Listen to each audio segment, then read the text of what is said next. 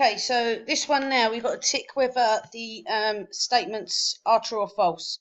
So a microphone is an output device. I'm hoping that you would already have said or already have ticked false.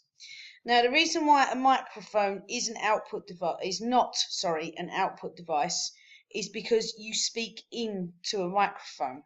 So, for example, if a singer is recording songs, they would be singing into the microphone, which would actually be converted into obviously electrical patterns and digital patterns and saved onto a computer.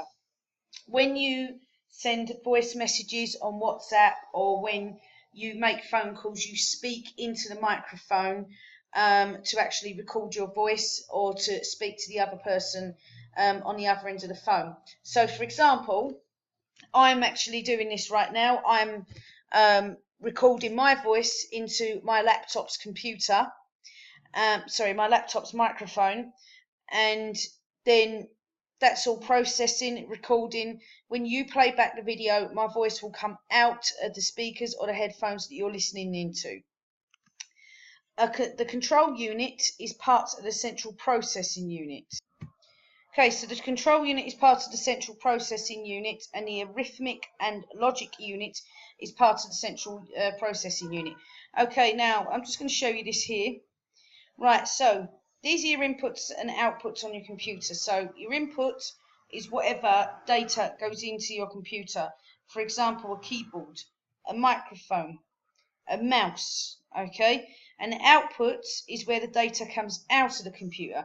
So this could be a projector, a screen, okay, and a printer. Then you've got your backup storage, okay? So, you know, obviously your hard drive you save stuff onto, and your RAM backs up on the computer as well. So now here's the bit in the middle. Okay, there has to be this part in the middle. So your central processing unit, as you know, is the brain of your computer. Okay, so the control unit, okay, is part of the brain of your computer that controls what's going on. The arithmetic and logic unit, okay, would also process the information. So these are all, and the immediate access store. So these are all the brains parts of the computer.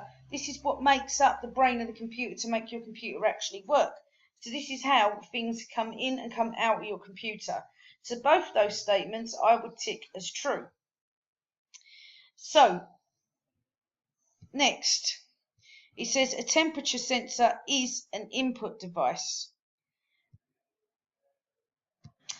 If you remember when we was looking our greenhouse in our lesson before, so now greenhouse, as you know, has temperatures, okay, that has to vary. If the greenhouse is too moist, then basically the plants and vegetables would die, grow mildew or whatever.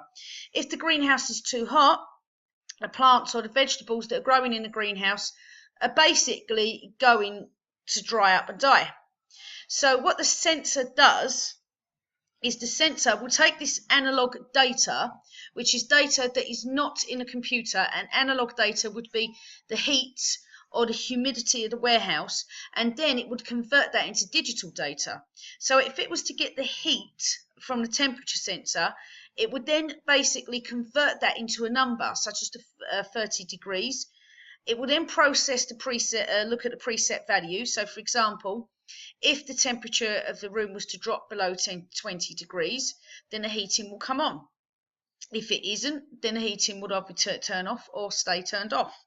So I would say the temperature sensor, as you should already work out, is pretty much an input device, because that is the data that needs to go into the computer to make it work.